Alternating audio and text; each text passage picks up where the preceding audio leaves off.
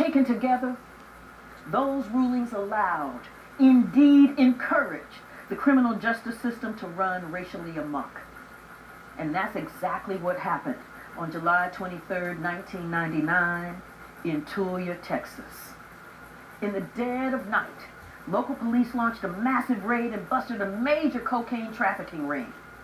At least that's how it was billed by the local media, which, after having been tipped off, lined up to get the best, most humiliating photographs of 46 of the town's 5,000 residents, handcuffed, in pajamas, underwear, and uncombed bed hair, being paraded into the jail for booking. The local newspaper, the Tulia Sentinel, ran the headline, "Tulia streets cleared of garbage." The editorial praised law enforcement for ridding Tulia of drug-dealing scumbags. The raid was the result of an 18-month investigation by a man who would be named by Texas's Attorney General as Outstanding Lawman of the Year. Tom Coleman didn't lead a team of investigators. Instead, he single-handedly identified each member of this massive cocaine operation and made more than 100 undercover drug purchases. He was hailed as a hero, and his testimony immediately led to 38 of the 46 being convicted, with other cases just waiting to get into the clogged court system. Joe Moore, a pig farmer, was sentenced to 99 years for selling $200 worth of cocaine. Kizzy White received 25 years, while her husband, William Cash Love, landed 434 years for possessing an ounce of cocaine. The case began to unravel, however, when Kizzy's sister Tanya went to trial. Coleman swore that she had sold him drugs. Tanya, however, had video proof that she was at a bank in Oklahoma City, 300 miles away, cashing a check at the very moment he claimed to have bought drugs from her. Then another defendant, Billy Don Wafer, had timesheets and his boss's eyewitness testimony that Wafer was at work and not out selling drugs to Coleman. And when the Outstanding Lawman of the Year swore under oath that he had purchased cocaine from Ewell Bryant, a tall, bushy-haired man, only to have Bryant, bald and 5'6", appear in court, it finally became very clear that something was awry. Coleman, in fact, had no proof whatsoever that any of the alleged drug deals had taken place. There were no audio tapes, no photographs, no witnesses, no other police officers present, no fingerprints but his on the bags of drugs, no records. Over the span of an 18-month investigation, he never wore a wire. Now, he claimed to have written each drug transaction on his leg, but to have washed away the evidence when he showered. And I'm thinking either the boy hasn't showered in 18 months. Never mind. Additional investigation led to no corroborating proof of his allegations. And when the police arrested those 46 people and vigorously searched their homes, no drugs were found, nor were weapons, money, paraphernalia, or any other indications at all that the housewife, pig farmer, or anyone else arrested were actually drug kingpins. What was discovered, however, was judicial misconduct running rampant in the war on drugs in Tulia, Texas, with a clear racial bias. Coleman had accused 10% of Tulia's black population of dealing in cocaine.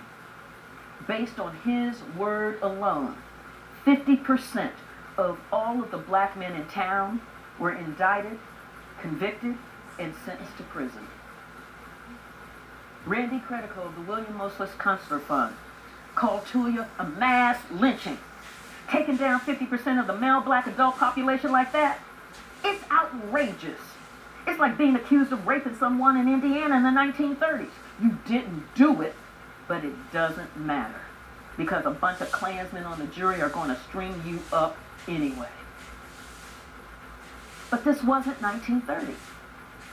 It was the beginning of the 21st century with a powerful civil rights movement that had bridged those two eras. And finally, this is in the chapter How to Unelect a Black President.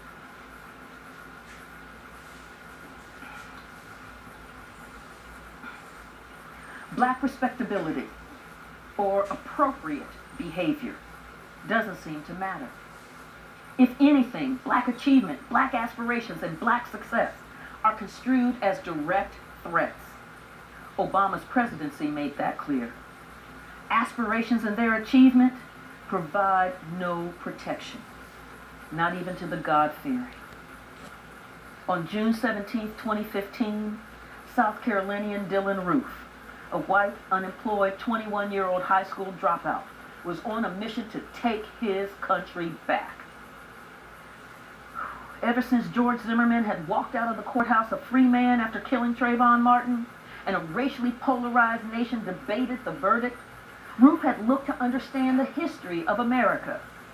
Trolling through the internet, he stumbled across the Council of Conservative Citizens, the Tri-C, the progeny of the White Citizens Council of the 1950s that had terrorized black people, closed schools, and worked hand in hand with state governments to defy federal civil rights laws.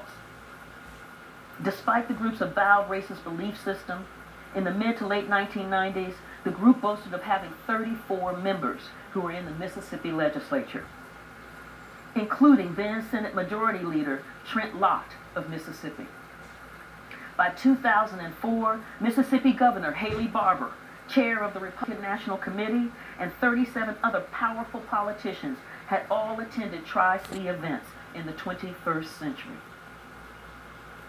Earl Hope III, who was chair of the Tri-C, gave $65,000 to Republican campaign funds in recent years, including donations to the 2016 presidential campaigns of Rand Paul, Rick Santorum, and Ted Cruz.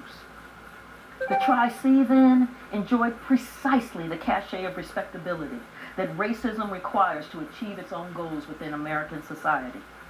And its website of hatred and lies provided the self-serving education Dylan Roof so desperately craved. He drank in the poison of its message, got into his car, drove to Charleston, entered Emmanuel AME Church, and landed in a Bible study with a group of African Americans who were the very model of respectability. Roof prayed with them, read the Bible with them, thought they were so nice. Then he shot them dead, leaving just one woman alive so that she could tell the world what he had done and why. "You're taking over our country," he said, and he knew this to be true. Well, not even a full month after Dylan Roof gunned down 9 African Americans at Emmanuel AME, Republican presidential frontrunner Donald Trump fired up his silent majority audience of thousands in July 25th with a macabre promise: "Don't worry, we'll take our country back." No. It's time instead that we take our country forward into the future, a better future. Thank you.